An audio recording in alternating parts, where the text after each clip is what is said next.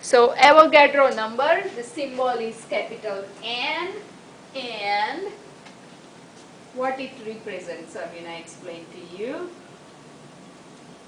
Symbol is capital N, and it is the number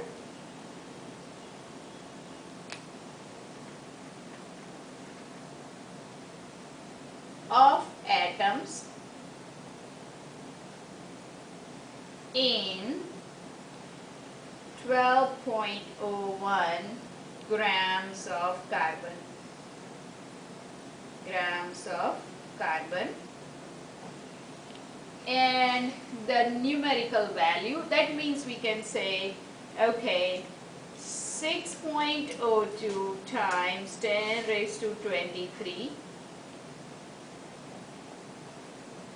carbon atoms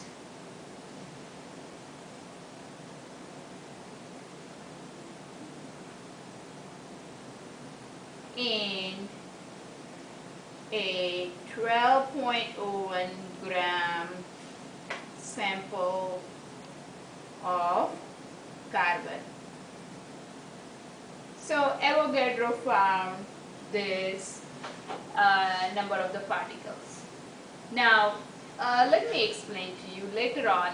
Let's say if we have 12 gram, or if we have any substance, iron or oxygen or nitrogen, in a 1 mole they contain 6.02 times 10 raised to 23 particles or atoms. So I'm going to go over with that. We know that mole is what? The mole symbol is MOL, is a unit of measure for an amount of a chemical substance.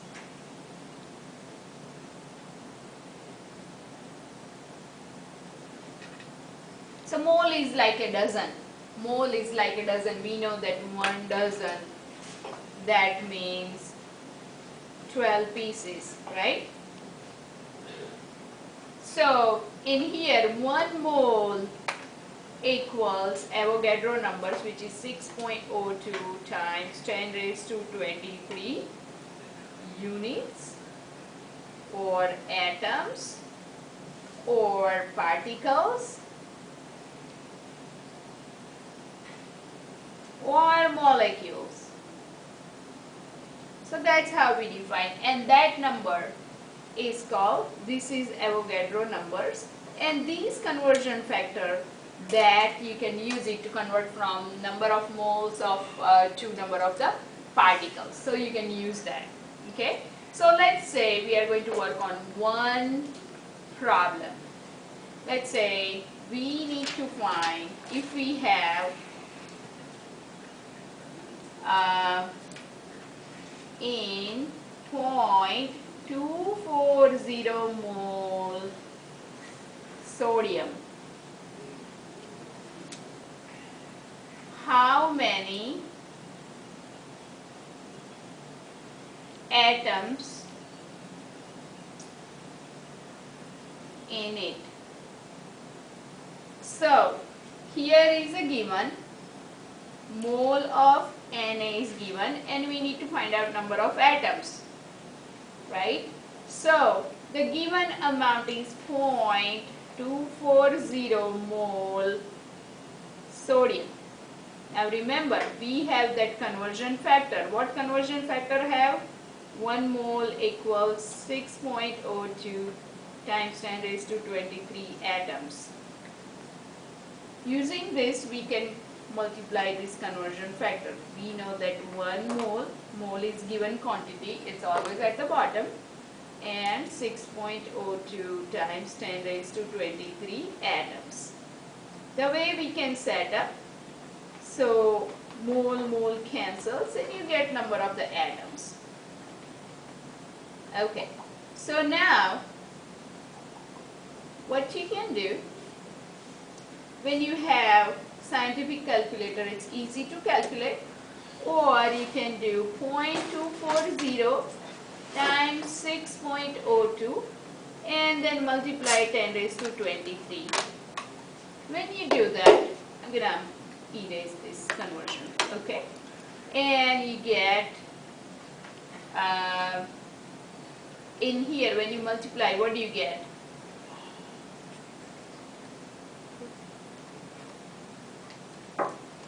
1.44 times 10 raised to 23 atoms. So using this conversion factor, we can convert moles to number of the atoms, right?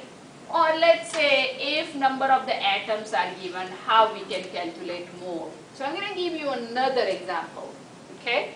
So let's say, how many moles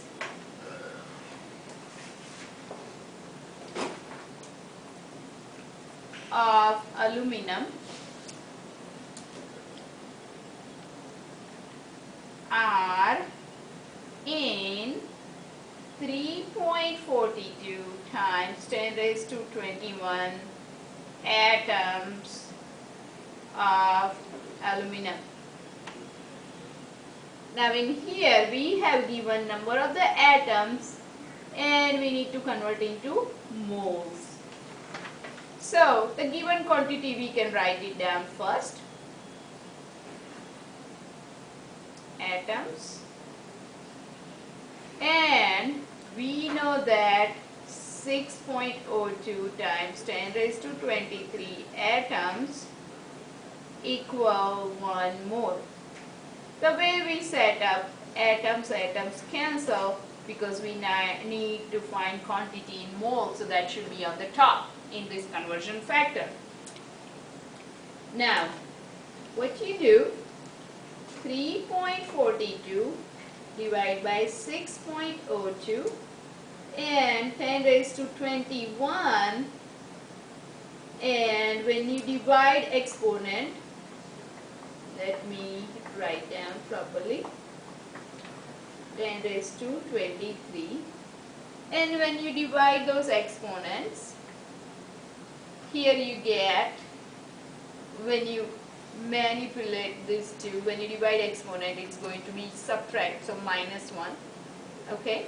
You get 5.68 times 10 raised to minus 3 moles of aluminum.